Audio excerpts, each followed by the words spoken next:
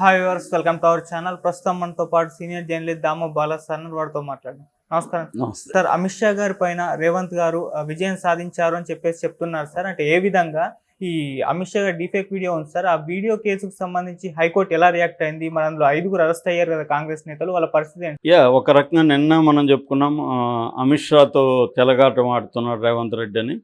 So కానీ ఇక్కడ రేవంత్ రెడ్డి విజయం సాధించినట్టుగా ఇప్పుడు వార్తలు వస్తున్నాయి. విజయం సాధించడం అంటే ఏంటి, అమిత్ షా ఎందుకు చేయలేకపోయాడు, రేవంత్ రెడ్డి ఎందుకు చేయగలిగాడు అంటే, ఎవరు స్పీడ్గా రియాక్ట్ అయితే ఒక్కొక్కసారి వాళ్ళదే సక్సెస్ అవుతుంది. అలాగా రేవంత్ రెడ్డి చాలా వేగంగా ఈ కేసులో రియాక్ట్ అయినట్టుగా అర్థమవుతుంది. మంచి స్ట్రాటజీలు కూడా వేశాడు. ఆయన టీము బాగా పనిచేసింది, ఇక్కడ లీగల్ టీం కూడా బాగా వర్క్ చేసింది.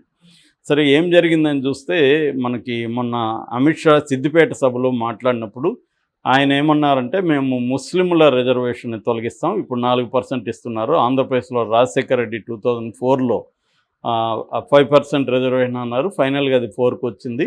సో మేము దాన్ని తీసేస్తాం, ఎందుకంటే మత ఆధారిత రిజర్వేషన్ అనేవి ఇండియాలో ఒప్పుకోము, రాజ్యాంగం కూడా ఒప్పుకోదు, కాబట్టి మేము తీసేస్తామని చెప్పారు. తీసేసిన రిజర్వేషన్లు మేము ఎస్సీ ఎస్టీ బీసీలకు పంచుతాం అని కూడా ఆయన చెప్పారు. అంటే క్లియర్గా మోడీ అండ్ బీజేపీ స్టాండ్ ఏంటంటే, ముస్లింలకు యాంటీగా హిందువుల్ని రెచ్చగొట్టాలి ఎలక్షన్లు అనేది వాళ్ళు డిసైడ్ అయ్యారు. ముస్లింలకు అనుకూలంగా కాంగ్రెస్ని నెట్టేయాలి, కాంగ్రెస్ని కానీ ఇండియా కూటమి నెట్టేయాలి. అప్పుడు ఏమవుతుందంటే, మెజారిటీ హిందువుల ఓట్లు తమకి కన్సోలిడేట్ అవుతాయి, కాంగ్రెస్ వైపు వెళ్ళవు అన్న ఒక స్ట్రాటజీని వాళ్ళు తీసుకున్నట్టే కనబడుతుంది. ఎందుకంటే మరి వాళ్ళు ఇప్పుడే ఎందుకు చేయాలి, 10 ఏళ్ళుగా వాళ్ళు అధికారంలో ఉన్నారుగా. 10 ఏళ్ళుగా అధికారంలో ఉన్నప్పుడు ముస్లింల రిజర్వేషన్ ఎందుకు తేవలేదు అంటే, క్లియర్గా ఏంటంటే వాళ్ళు కొన్ని అంశాలని ఎలక్షన్ కోసం పెట్టుకుంటారు, ఆ ఎలక్షన్లలో వాడుతారు వాటిని, మళ్ళీ ఎలక్షన్ అయిపోయినాక దాన్ని పక్కన పెడతారు. మన రామ టెంపుల్ ఇంతగా బాబ్రీ మసీద్ ఎప్పుడు కూల్చారు? 92లో. రాముడు టెంపుల్ కట్టాలని 92లో కూలిస్తే, మొన్న ఇంకా టెంపులే కంప్లీట్ కాల, గర్భగుడి మాత్రమే వెళ్ళి రాముడి విగ్రహాన్ని ఆయన ప్రాణ ప్రతిష్ఠ చేశారు. అంటే ఎలక్షన్ కోసం వాడుకుంటారు వాళ్ళు ఏదైనా. నిజానికి వాళ్ళని కాదు, ఏ పార్టీ అయినా ఎలక్షన్ కోసం వాడుతున్నారు. వాళ్ళు కొంత ఆర్గనైజ్డ్గా ఎఫెక్టివ్గా బీజేపీ వాడుతుంది, ఎందుకంటే వాళ్ళకి ఆర్గనైజేషన్ సిస్టమ్స్ బాగున్నాయి. ఆర్ఎస్ఎస్ కావచ్చు, మిగతా వింగ్స్ కావచ్చు, హిందూ సంఘాలు చాలా స్ట్రాంగ్గా ఉన్నాయి, బాగా పనిచేస్తారు వాళ్ళు. ఎలక్షన్ టైంలో కాకుండా నిరంతరం పనిచేస్తుంటారు. వెరీ వెరీ వెల్ ఆర్గనైజ్డ్, బాగా చదువుకున్న వాళ్ళు ఉంటారు. సో సిస్టమేటిక్గా ఉంటుంది. అందువల్ల ఇటువంటి అంశాలను ముందుకు తీస్తుంటారు. అయితే ఇక్కడ ఏమైందంటే, సిద్దిపేటలో చేసిన దాన్ని కాంగ్రెస్ వాళ్ళు తెలివిగా ఏం చేశారంటే, ఎస్సీ ఎస్టీ బీసీల రిజర్వేషన్ మేము తొలగిస్తాం, రాజ్యాంగాన్ని మార్చేస్తాం అని అమిత్ షా చెప్పినట్టుగా దాన్ని ఆ వీడియోను మార్చేశారు.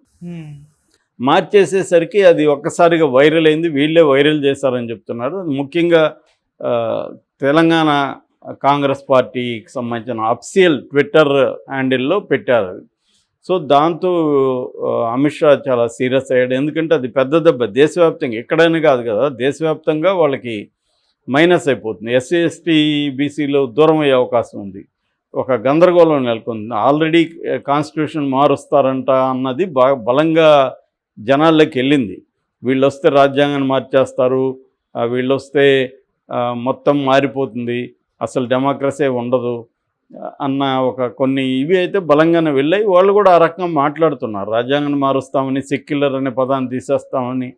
తర్వాత ఇప్పుడు అమలు కాని కొన్ని బిల్లులు ఉన్నాయి, సిఏఏ కావచ్చు, ఉమ్మడి పౌరసత్వం కావచ్చు, national registry citizens NRC national citizens registry కావచ్చు, ఇలాంటివి చాలా ఉన్నాయి. అవన్నీ అమలు చేయాలనే ప్లాన్లో ఉన్నారు. అందులో ఎక్కువగా ముస్లింలకు యాంటీగా ఉమ్మడి కావచ్చు, సిఏఏ కావచ్చు, ఇవన్నీ ముస్లింలకి యాంటీగా కూడా ఉన్నాయి.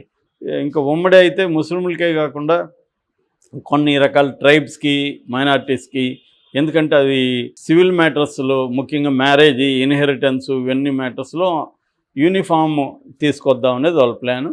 అట్లా ఉండవు. మన కల్చరల్ సమాజంలో ఏంటంటే, ట్రైబల్స్లో కూడా డిఫరెంట్ కల్చర్స్ ఉంటాయి ఈ విషయాల్లో. సో దానంతా యూనిక్ తీసుకొస్తే అనేక సమస్యలు అయితే ఉన్నాయి.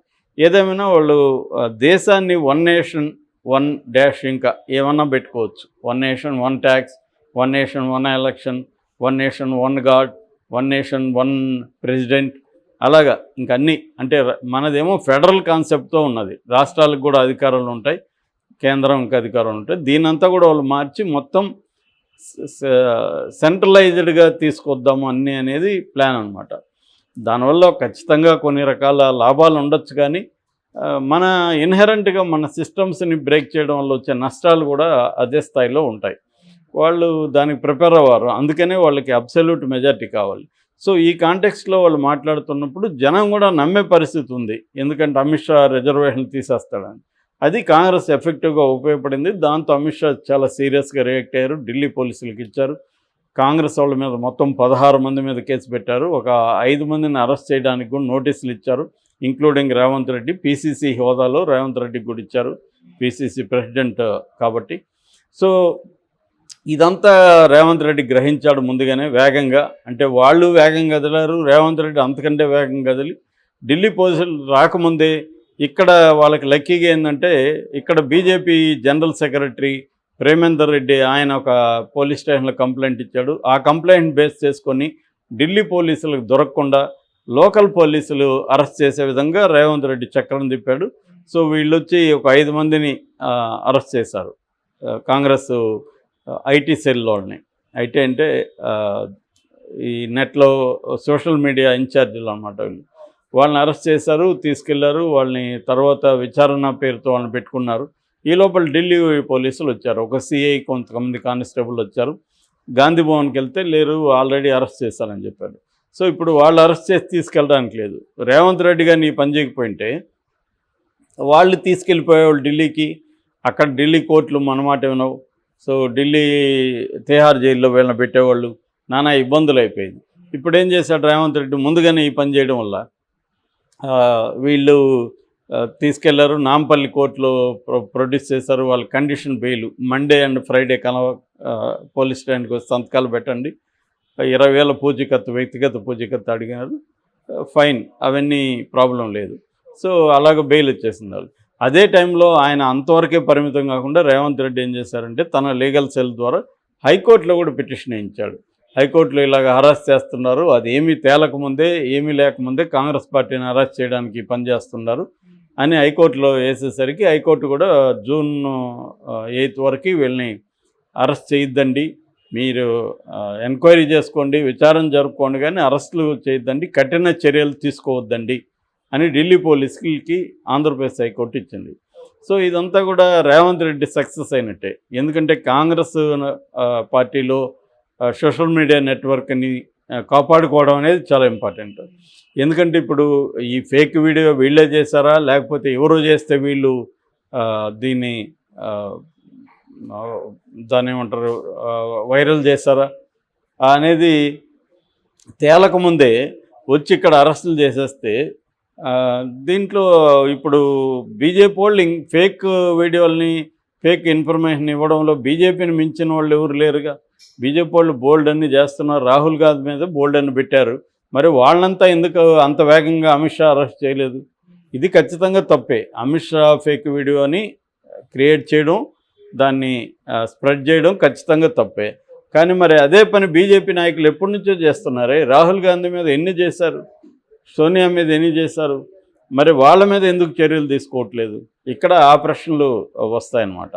సో రేవంత్ రెడ్డి ఏమైనా తెలివిగా వ్యవహరించాడని చెప్పుకోవచ్చు. అమిత్ షాని దెబ్బ కొట్టగలిగాడు. అంటే వాళ్ళ వ్యూహాలు ఏంటి ప్లాన్ చేసుకొని దానికి వ్యతిరేకంగా ఏమేయాలో వేసి స్పీడ్గా వేగంగా కదిలారు. దానివల్ల సేవ్ అయింది కాంగ్రెస్. లేకపోతే వీళ్ళని అరెస్ట్ చేసి ఉండేవాళ్ళు, వాళ్ళు చెప్పారని వాంగ్మూలాలు ఇచ్చారని మళ్ళీ వాళ్ళ కథ మనకు తెలుసు కదా. కేంద్ర నిఘా సంస్థలు ఎలా ఉంటాయి, కొందరిని పట్టుకుపోతారు, వాళ్ళని ఏదో బెదిరిస్తారు, కొడతారు, టార్చర్ చేస్తారు. వాళ్ళు వాంగ్మూలాలు తీసుకొని వాంగ్మూలాలు చెప్పారనేది మళ్ళీ పెద్దవాళ్ళ దగ్గరికి వస్తుంది. ఇది వాళ్ళ ప్యాటర్న్ అనమాట. సో ఆ ప్యాటర్న్లో జరిగి ఉండేది. రేపు పొద్దున్న రేవంత్ రెడ్డికి కూడా అది ఇబ్బంది అయింది. అందుకనే రేవంత్ రెడ్డి కూడా విచారణకి వెళ్ళలేదు. విచారణకి వెళ్తే ఏం డ్రామా జరుగుతుంది, రేవంత్ రెడ్డి దాన్ని నేరం చేసినట్టుగా మీడియా అంతా ప్రొజెక్ట్ చేస్తుంది, నేషనల్ వైడ్ అవుతుంది. అందుకని ఆయన విచారణకు కూడా వెళ్లకుండా తెలివిగా ఏం చేశాడంటే తన వాళ్ళని విచారణకి పంపించకుండా, అరెస్టులు కాకుండా ఈ 2 ప్లాన్స్ చేశాడు. ఒకటి లోకల్ పోలీసులు అరెస్ట్ చేయడం, రెండోది హైకోర్టుకి వెళ్ళడం. దీని ద్వారా రేవంత్ రెడ్డి సక్సెస్ అయినట్టుగా మనం చెప్పుకోవచ్చు.